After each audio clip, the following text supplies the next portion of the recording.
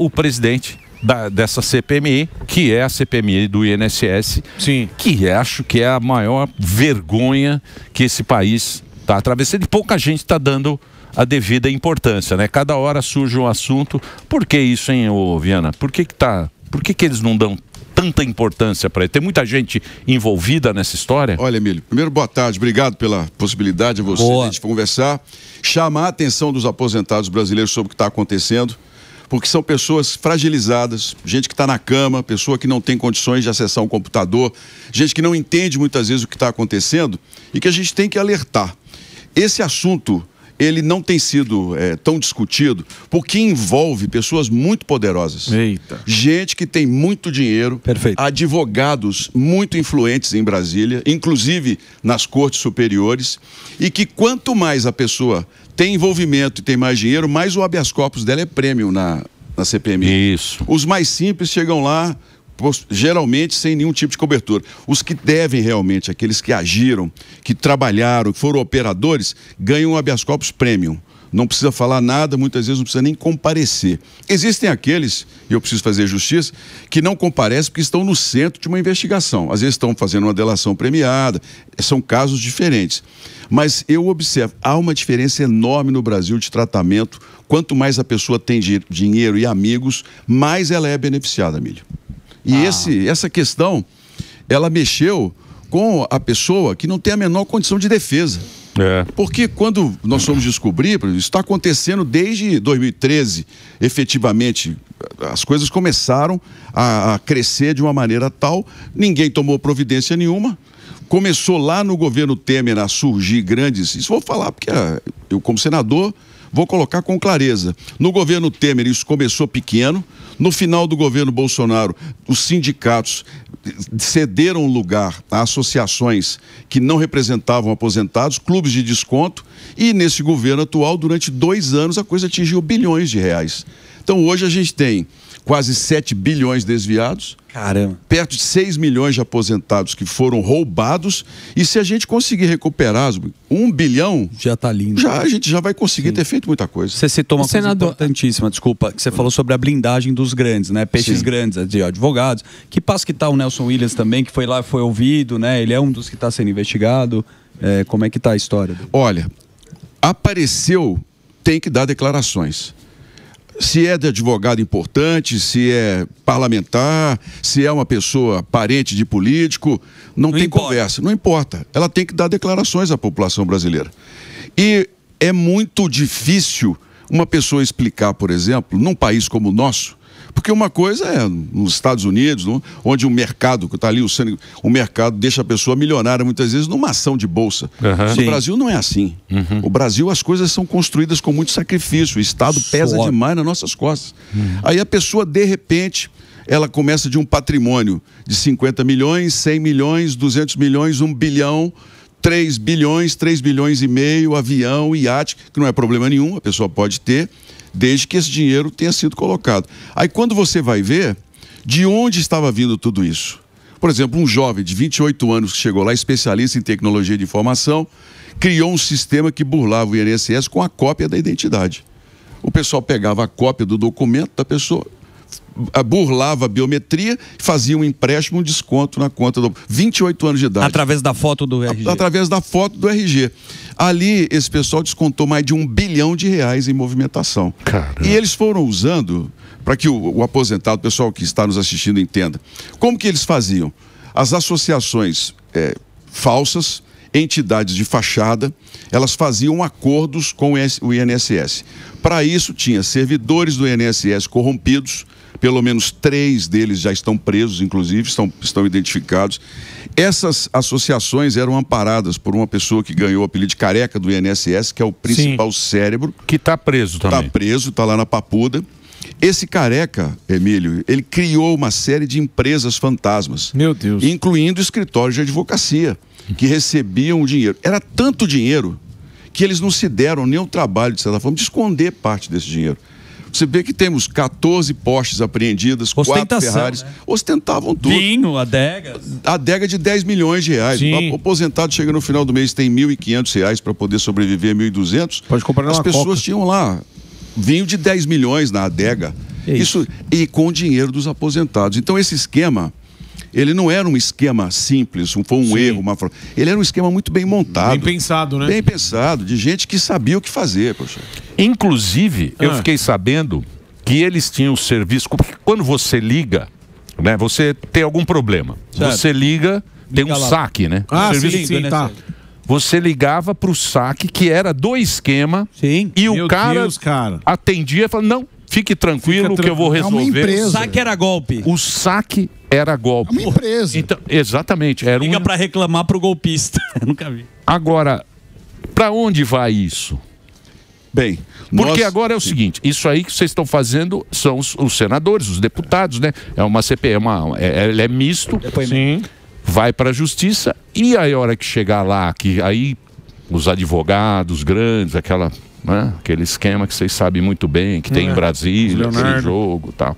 Você acha que vai dessa vez... Ô, Emílio, sobre o futuro, é difícil a gente fazer previsões. Eu acho que o futuro a gente constrói, a gente não fica, vai acontecer isso. Depende do que você faz hoje. Eu lhe digo uma coisa, o silêncio do processo, o silêncio do habeas corpus, ele prejudica o povo. Ele é um desafio ao Brasil. E o que mais eles querem é silenciar. Não falar nada na CPMI, deixar só no processo, porque aí o que acontece? A justiça é lenta, demorada, tem as influências. Quando vem a condenação, lá na frente ninguém lembra mais.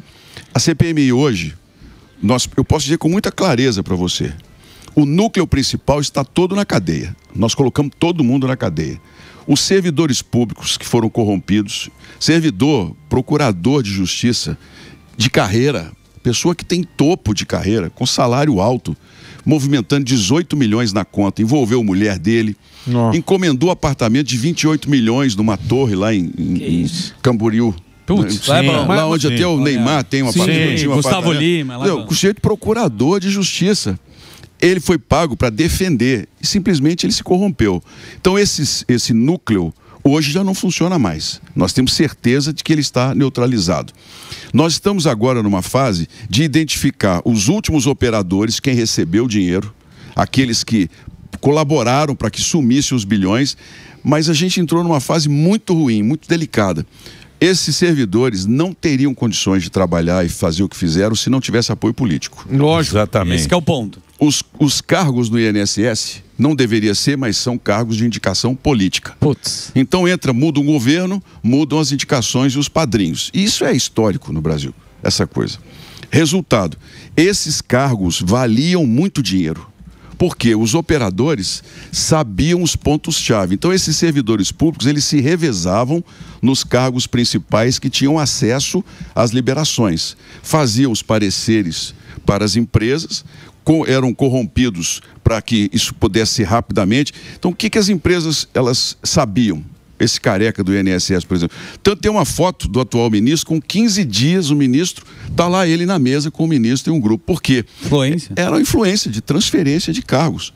Eles sabiam como movimentar por conta dessa corrupção com os servidores públicos. Eles compravam as listas de aposentados, compravam as listas com milhares de nomes, milhões, e mandavam para a Dataprev 50 mil, 300 mil nomes, de uma vez só. Aí ia gente que tinha morrido, ia criança. E esse negócio de que diz que criança milhões. 12 crianças menores de idade, 12 anos. Crianças com Zika vírus que foram atingidos, que têm um BPC. Eles conseguiram descontar dinheiro dessas pessoas. Gente que não consegue levantar da cama. Olha, nós temos situações em que as pessoas estão convalescentes dentro de uma casa há anos. Isso não tinha a menor noção do que estava acontecendo. Eles descontavam de 50 a 90 reais. Faz a conta de uma empresa que coloca lá 600 mil nomes pelo amor de Deus. por mês. E agora, é pouquinho, né? E a recuperação desse dinheiro? Porque assim, tá preso a turma, mas aí passa para um, passa para outro, não tem como recuperar, os caras ficam presos um pouquinho, porque a gente sabe que aqui todo mundo vai solto daqui a pouco. Como que vai ser feita essa recuperação? O senhor falou, se for 1 bilhão ou quanto for, pelo menos a gente recupera um pouco. Vou lhe dar um exemplo interessante. Um sindicato. Certo. Sindinap, cujo vice-presidente é público e notório, não estou aqui colocando nada, porque a minha função é tentar ser o mais isento possível, porque esse não é um escândalo de um governo, isso é um problema que veio de vários governos. Sim. Mas, por exemplo, o irmão do presidente Lula é vice-presidente de um sindicato chamado Sindinap. Certo. Esse sindicato tinha 2 contas no exterior. 2 contas. Os outros todos tinham offshore, que é uma empresa conhecida, ou então estavam em paraísos fiscais.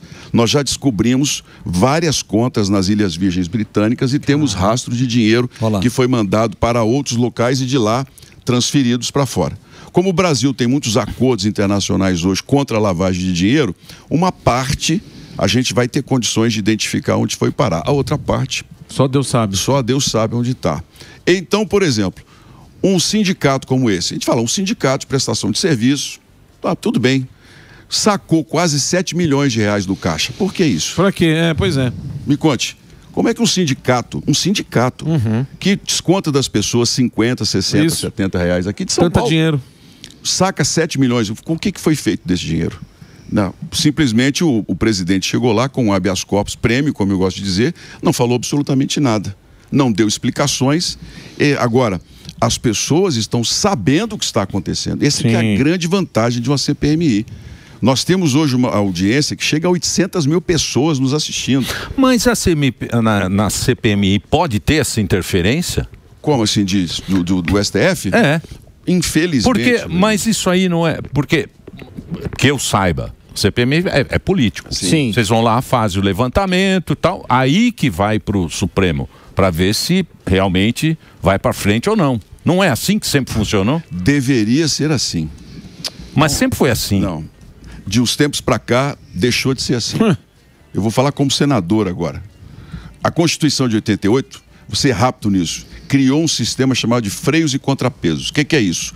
O judiciário julga, o legislativo legisla. Isso. Quando não há uma lei, o judiciário tem que frear, devolver a dúvida para o legislativo e perguntar, preciso de uma lei. Isso não está acontecendo.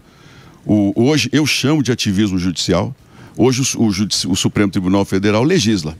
Dá uma decisão e obriga todo mundo. É um absurdo que um ministro calhe a boca de 81 senadores, 81 votos. A gente tem que ter coragem de mudar isso com responsabilidade. Ninguém está aqui vingativo, falar assim, vou vingar do STF. Não, mas a gente tem que começar a repensar o país, porque uma CPMI, ela não está na dependência ou a comando do STF nem da Polícia Federal.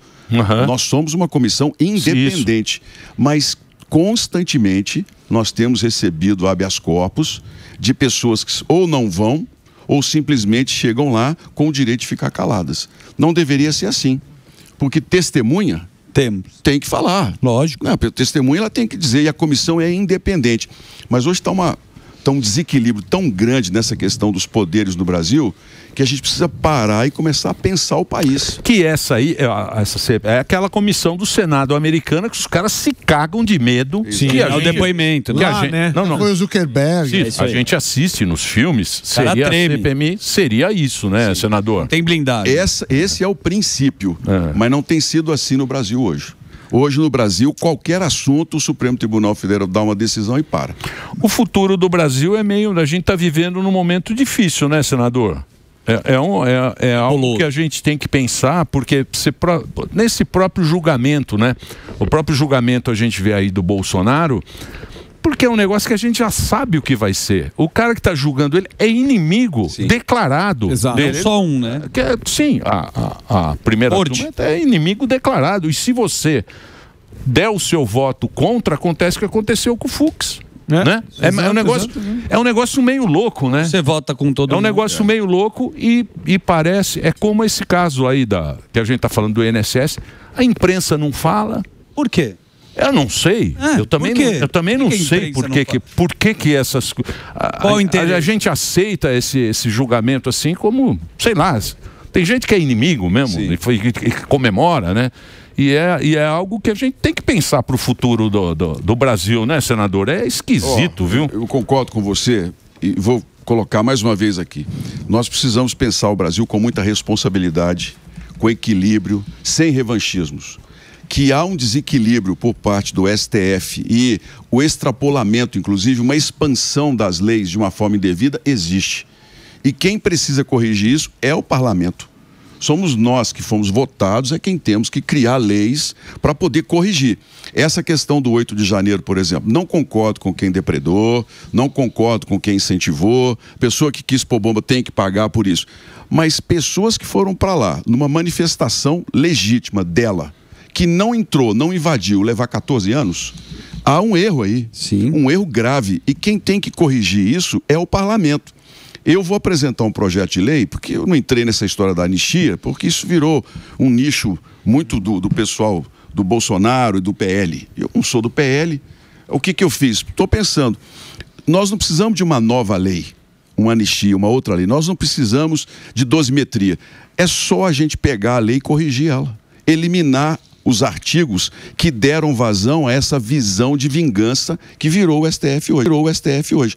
Eu posso falar para vocês. Mas isso não é mais poder, senador? Não, porque pelo contrário. O senhor trabalha com poder. Pelo não contrário. É poder. O cara não é poder que está em jogo. Não, eu digo o seguinte: o poder é algo que você pega o poder está lá. Largar o osso. Claro. Sim. Emílio, nós precisamos de um judiciário independente e forte. Nós não precisamos de um judiciário vingativo, nem que extrapole a função dele. Quem decide qual é o limite do judiciário somos nós. Exato. É o parlamento. A gente quer confiar no judiciário. Então, por exemplo, se eu tenho uma lei que está mal escrita, que deu uma série de possibilidades de extrapolamento, inclusive para penas absurdas, para quem não cometeu crime de verdade, então a gente tem que mudar essa lei. O parlamento tem o dever de mudar a lei. Nós não precisamos criar uma outra lei, não. É só a gente corrigir o trabalho que foi mal feito lá atrás.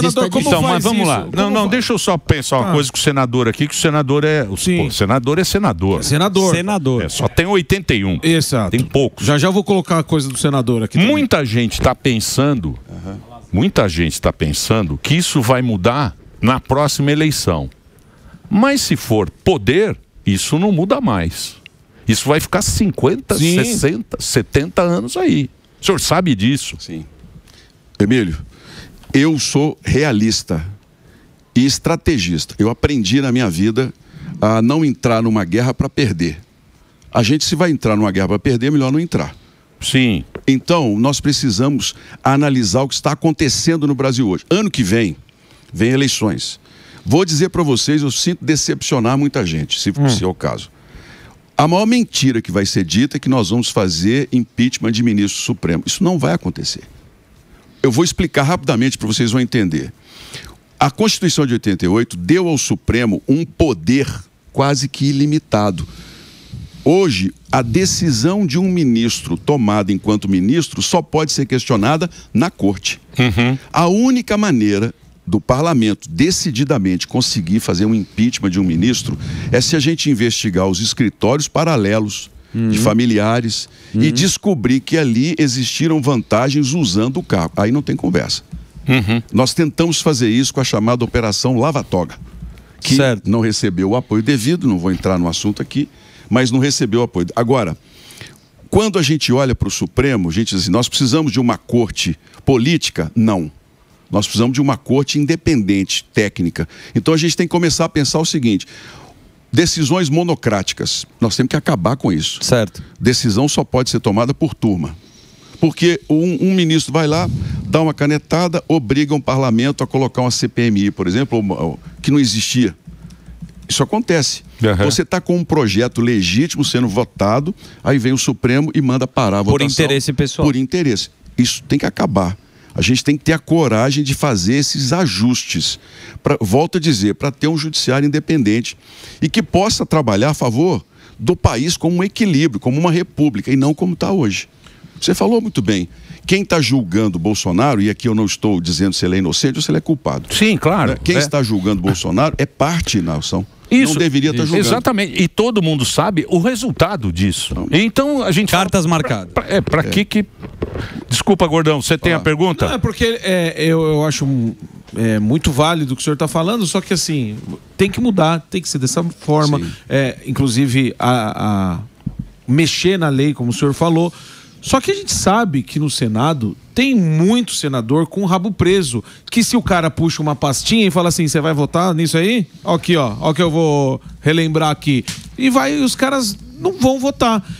Você acredita que na próxima eleição possa vir uma renovação, possa vir uma consciência das pessoas e falar, cara, eu não vou votar mais nesse cara, porque eu sei que ele tem rabo preso, eu sei que lá o STF pode puxar uma pastinha dele com pendências, como a gente viu há muitos anos atrás, e sempre foi, e sempre parece que vai ser um ciclo vicioso, que o Emílio tá falando, e que não vai ter um fim. Impeachment não vai ter, mudança de lei não vai ter, e a gente vai ficar nessa, vai ficar em decisão de quem manda e não vai ficar quieto aqui, obedecendo. A gente precisa dar um passo de cada vez. A questão de acabar com uma decisão monocrática é uma decisão que o Senado já aprovou, está na Câmara. Certo. A Câmara agora tem que ter a coragem de votar e de colocar. Outra questão, nós precisamos discutir mandato para os ministros do Supremo. É uma decisão do Parlamento. Boa. Colocar um ministro lá por 10 anos. Ele fica 10 anos, como na corte alemã, por exemplo. Sim. O Brasil imita tanto o direito alemão. Se entram lá com 45 anos, ficam 30 anos na corte. Exato. A gente precisa discutir isso. Eu tenho defendido. Vamos criar mandato para os ministros do Supremo, que a gente vai renovando a cada 10 anos. Mas todo isso mundo pode... explica isso num conselho. Não, só para concluir, por causa dessa renovação, o rabo preso, é isso que incomoda não só a mim, mas como muitas pessoas, porque a gente vê, chega senador e fala, não, vamos fazer. Aí chega lá na hora, pipoca e fala, não, veja bem, mas é que tem outras coisas. A gente vê, inclusive a direita, eu falo da direita porque a gente fala bastante da direita aqui, porque chega na hora, a direita vota com a esquerda e fica tudo certo. A gente sabe, você acha que pode ter uma renovação ano que vem? Você acredita nisso ou vai do jeito que der? Eu espero que isso tudo que nós estamos passando, que ensine a população. Porque o voto é livre, ninguém pagou ingresso lá no Congresso, não. Sim. Todo mundo lá Lógico. foi eleito. Agora, essas decisões, elas dependem muito de firmeza de quem comanda o parlamento. Sim. É quem comanda o parlamento, é quem tem que propor essas decisões. E eu volto a dizer, nós não podemos tomar decisões com a visão vingativa, com a visão, eu vou... Não, pois é. Tem que ser uma questão de equilíbrio, para que a gente possa ter um judiciário em que a população volte a confiar totalmente, porque nós precisamos desse judiciário. E quem tem que fazer isso somos nós. Claro. Agora, do jeito que nós estamos andando hoje, olha, existe uma coisa, existe um mundo que a gente quer viver e um mundo que a gente vive. O mundo que a gente vive, ele é duro. Já tem uma frase famosa aí, o sistema é bruto. É bruto. E é bruto. Se você não souber lidar com ele, acontece o que aconteceu com o Bolsonaro. O sistema te pega, né? Ele não soube lidar com o sistema e não foi por falta de tentar ajudar. Sim. Foi vice-líder dele durante 4 anos. De falar, olha, vamos com calma, não é assim, não é desse jeito, não dá para começar uma guerra todo dia. Pois é. Não é? Você não enfrenta o sistema dessa maneira. Você tem que ter sabedoria de ir mudando aos poucos. Porque vai mudar tudo? Não vai. Mas pelo menos a gente conseguir mudanças que o país consiga se reequilibrar, porque hoje está um desequilíbrio absurdo. Essa questão do INSS, gente, é uma demonstração clara de como que se rouba bilhões. A CGU, que é a Controladoria Geral da União, descobre o roubo, anuncia que está sendo roubado, ninguém toma providências. Meu Deus do céu. E só depois que a Polícia Federal começa uma operação é que a coisa para. Aí vem uma CPMI, e aqui eu quero dizer com clareza que muita gente faz críticas, só depois que a gente colocou na televisão, na rede social, que hoje bomba, que na televisão, nos principais jornais, não aparece. Não aparece, não entra nada. Pequenininho. Mas na rede tá bombando, porque os aposentados que estão em rede estão acompanhando. Aí começaram as prisões, as apreensões, porque chamou a atenção o escândalo, senão era mais um que ia para debaixo do tapete. Exatamente. Qual é o Nesse país. comportamento do governo federal em relação à CPMI do INSS? O que ele fala? Assinou? Quer que vá para frente?